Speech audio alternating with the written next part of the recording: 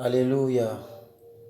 Yahweh est là, Yahweh est fidèle, Yahweh est grand, le Seigneur, l'Éternel, Amashia, Yeshua, Jésus, le Sauveur du monde. Il est là, il est présent. Amen. Et j'espère que nous allons bien, j'espère que tout va bien, j'espère que tout va mieux. Alléluia. Et en ces temps de la fin, ces temps de la fin que nous-mêmes nous vivons, hein, et dont les Écritures nous ont avertis et continuent de nous avertir, continuent de nous donner des signaux, des alertes concernant la destruction imminente de ce monde qui s'approche à vive allure. Le Seigneur, dans son amour, sachant que nous sommes humains, sachant que nous sommes chers et nous sommes faibles, permet par sa parole de nous fortifier, de nous encourager, afin que nous puissions tenir ferme, hein, pour la vocation céleste dont nous avons décidé de suivre. Alléluia. Et en ce nouveau jour, nous aimerons vous partager un passage qui certainement encouragera, fortifiera, consolera plus d'un. Voilà. Donc nous sommes dans Job, Job chapitre 1er, à partir du verset 6. La Bible dit, « Or il arriva un jour que les enfants de Dieu vinrent se présenter devant l'Éternel et que Satan aussi entra parmi eux. L'Éternel dit à Satan, « D'où viens-tu » Et Satan répondit à l'Éternel en disant, « Je viens de courir ça et là par la terre et de m'y promener. » Et l'Éternel lui dit, « N'as-tu point considéré mon serviteur Job, qui n'a point d'égal sur la terre, homme intègre et droit, craignant Dieu et se détournant du mal ?» Et Satan répondit à l'Éternel en disant, « Est-ce en vain que Job craint Dieu? N'as-tu pas mis un rempart tout autour de lui et de sa maison et de tout ce qui lui appartient? Tu as béni l'œuvre de ses mains et son bétail a fort multiplié sur la terre. Mais étends maintenant ta main et touche tout ce qui lui appartient, et tu verras s'il ne te blasphème point en face. » Et l'Éternel dit à Satan, « Voilà, tout ce qui lui appartient est en ton pouvoir. Seulement, ne mets point la main sur lui. » Et Satan sortit de devant la face de l'Éternel. Alléluia. Nous voyons ici une très belle conversation. Pendant que Job vivait sa vie naturellement, continuait à craindre le Seigneur, vivait sa vie terrestre, il ne savait pas que spirituellement il y avait quelque chose qui se passait et qui se préparait contre lui. Alléluia. Et il y a quelque chose qui est magnifique ici, lors de cet échange. Nous voyons que ce n'est même pas Satan qui a abordé le sujet. C'est le Seigneur qui a abordé le sujet. C'est-à-dire que le Seigneur avait tellement confiance en Job. Le Seigneur avait tellement travaillé le cœur de Job qu'il savait, parce qu'il est l'alpha, l'oméga, aïe aïe aïe, parce qu'il savait que il avait préparé Job. Et que Job, au-delà de tout ce qui pouvait se passer, avait la capacité de ne point abandonner le Père, de ne point l'abandonner. Alléluia. C'est pourquoi lorsque Satan est arrivé, il a dit, mais oh, mon ami, tu n'as pas vu Job là-bas sur la terre? Alléluia. Certainement pour lui rappeler que, écoute, toi-même tu t'es corrompu, voilà, mais regarde.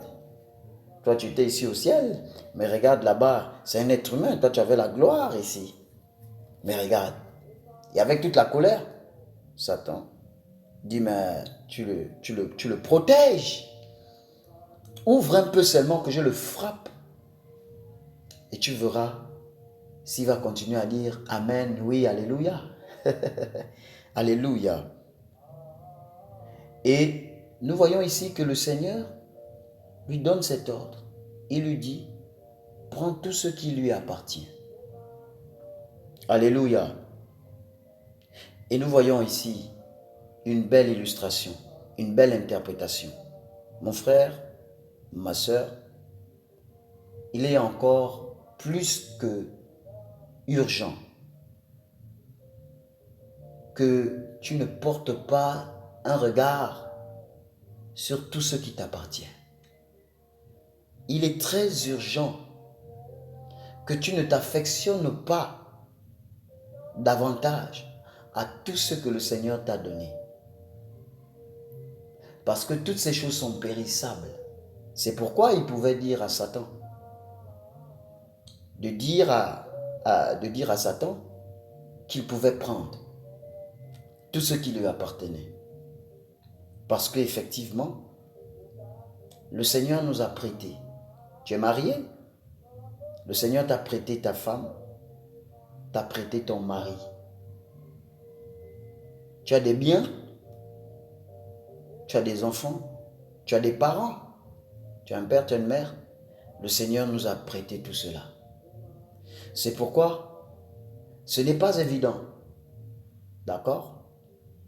Mais au travers de cette parole, c'est encore pour t'encourager et à te dire, lâche prise sur tout ce que le Seigneur t'a donné. Fixe tes regards sur le Seigneur, afin que lorsque le Seigneur permettra qu'on te les enlève, lorsque le Seigneur permettra que Satan s'acharne sur ces choses, parce qu'il n'y a que cela où Satan pourra s'acharner. Parce qu'il a reçu l'ordre et le mandat de le faire.